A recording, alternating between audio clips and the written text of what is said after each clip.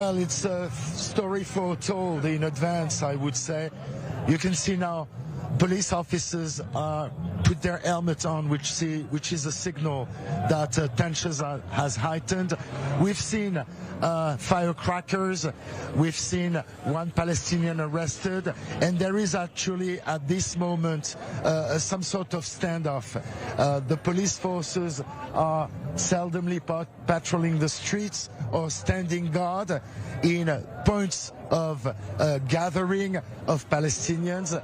But at this moment, if you follow me, you can see here an ambulance with the Palestinian Red Crescent, the rescue workers that are here in case tension erupts even more.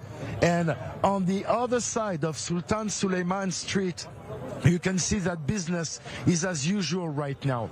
Business as usual, with a lot of people just waiting to see what will happen. But we haven't seen other details of escalation, such as concussion grenades, shock grenades, or police mounted on horses. We haven't seen that up until now, but the night is young and things could evolve into the night. Yesterday when we were here, as we left, police mounted on horses came here and started to charge the Palestinian demonstrators or those who tried to demonstrate. At this point, what started the tension was just a group of tens of young Palestinian Shabab who started singing nationalistic songs such as "We will redeem you, Al-Aqsa Mosque," "Khaybar Khaba Ya Yahud," which means the defeat in the Quran of the Jews by the army of Muhammad, and all kind of nationalistic religious slogans. And that there was at some point a police officer who came and tried to negotiate with the youth that they stop chanting these chants, and he was keeping his cool, but he warned them that if they went on, there would be troubles, and indeed trouble started just immediately after that. Benita? Pierre, this is the third night in the row that we have been talking about increased tensions after sunset where you are. The month of Ramadan has many weeks still ahead. Is this scenario likely to play out each night? And what kind of security steps are you seeing there? What has changed in just the last 3 days from your perspective? Well, I'll start with your last question.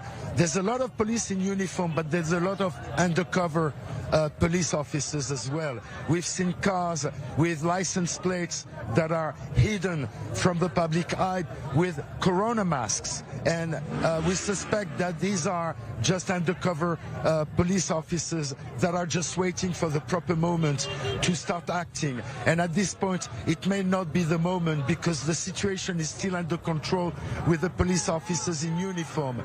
Given that Ramadan is a cyclic festival, it starts with the daily fast. There's 5 prayers in the day, and there is a final special prayer during Ramadan called Tarawih, which starts and ends at about 9:30 local time, and that's when, after the seal of the prayer is ending, then the troubles are starting again, and that's cyclic. And the problem is, yesterday there was a good reason for the Palestinians to demonstrate, because they saw Yair Lapid, the Prime Minister alternate, and the Foreign Minister as well, who came and visited the old city, and for them this is just a symbol of the occupation, of the Israeli occupation. And therefore there were a lot of condemnation, not just by the Palestinian Authority but as well by Jordan and by Egypt.